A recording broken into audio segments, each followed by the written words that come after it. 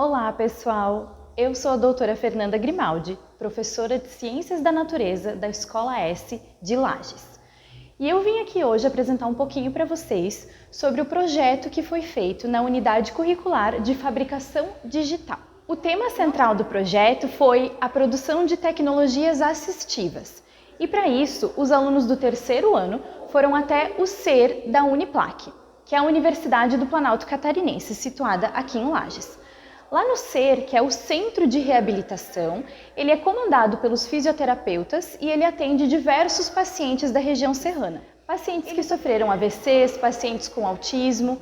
Nós fomos lá, fizemos uma visita, percebemos as situações que eles atendem lá no CER da Uniplac e então viemos para o nosso laboratório e pensamos em tecnologias que poderiam ser produzidas para ajudar essas pessoas, para facilitar as atividades do cotidiano delas.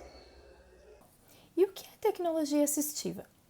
Ela é um conjunto de estratégias que visa proporcionar ou ampliar habilidades funcionais de pessoas com deficiência, seja ela permanente ou temporária, que acaba ocasionando limitações nas atividades cotidianas e na participação social. Dessa forma, garantindo então que ela tenha uma vida mais autônoma e com inclusão social. De acordo com Conte e colaboradores, a deficiência não diz respeito apenas às limitações físicas, cognitivas ou emocionais, mas ela também diz respeito às dificuldades de acesso ao convívio social, à educação e ao trabalho. O desenvolvimento de uma tecnologia assistiva envolve diversas áreas do conhecimento e é através da interdisciplinaridade que é possível criar soluções para pacientes que possuam uma deficiência temporária ou permanente. Portanto, a visita dos alunos do terceiro ano ao Centro Especializado em Reabilitação da Uniplac foi imprescindível para que eles tomassem conhecimento das demandas reais observadas na rotina dos pacientes que são atendidos ali pelo centro. Eles puderam observar um pouquinho da rotina desses pacientes e então, através de conversas entre eles, entre o grupo que eles formaram, puderam então pensar em alguns suportes, alguns objetos que iriam auxiliar na rotina desses pacientes, que iriam facilitar e acessibilizar a rotina desses pacientes. O objetivo geral do trabalho, então, foi auxiliar pacientes que sofreram acidente vascular cerebral, tanto hemorrágico quanto isquêmico, e crianças com transtorno do espectro autista, ambos usuários do Centro Especializado em Reabilitação da Uniplac, através do desenvolvimento de objetos que permitam facilitar e acessibilizar os seus afazeres cotidianos.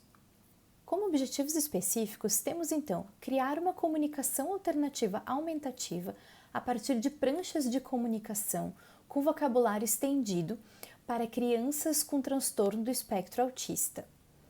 Elaborar uma estrutura para talheres com o público-alvo pessoas que apresentam dificuldades em manejar garfos, facas e colheres. Elaborar um suporte para as pessoas que possuem pé equino, ajudando na transmissão de sinais ao cérebro. E, por fim, doar os objetos elaborados pelos alunos ao Centro Especializado em Reabilitação da Uniplac para ser utilizado pelos pacientes, auxiliando assim em seus tratamentos. Então agora eu vou apresentar para vocês um pouquinho dos resultados que nós obtivemos com esse projeto. O nosso grupo, ele trabalhou em 3 propostas diferentes. Uma das propostas era em relação aos pacientes autistas, em específico as crianças, então está voltada para comunicação alternativa aumentativa. Então os nossos alunos do terceiro ano desenvolveram algumas fichas. Esse aqui, por exemplo, é um caderno de rotinas, tá? Que vai ajudar o paciente autista a conseguir se comunicar.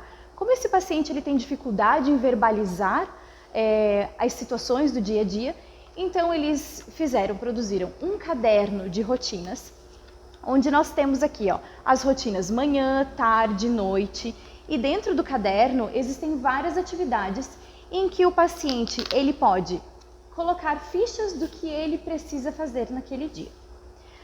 Os alunos também produziram algumas fichas para a comunicação, com refeições, por exemplo, com rotina noturna, rotina da manhã, rotina da tarde.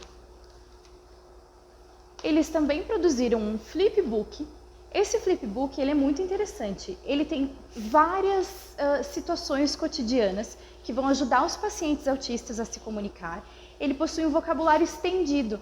Então aqui fala não só sobre a rotina de escola, a rotina de casa. Nós temos até aqui assim, ó, uma aba sobre cumprimentos, como a criança quer se cumprimentar naquele dia. Então ele tem várias maneiras, várias formas de se comunicar com esse flipbook. Os alunos também produziram alguns chaveiros para comunicação mais rápida, em que o autista pode carregar esse chaveirinho junto com ele.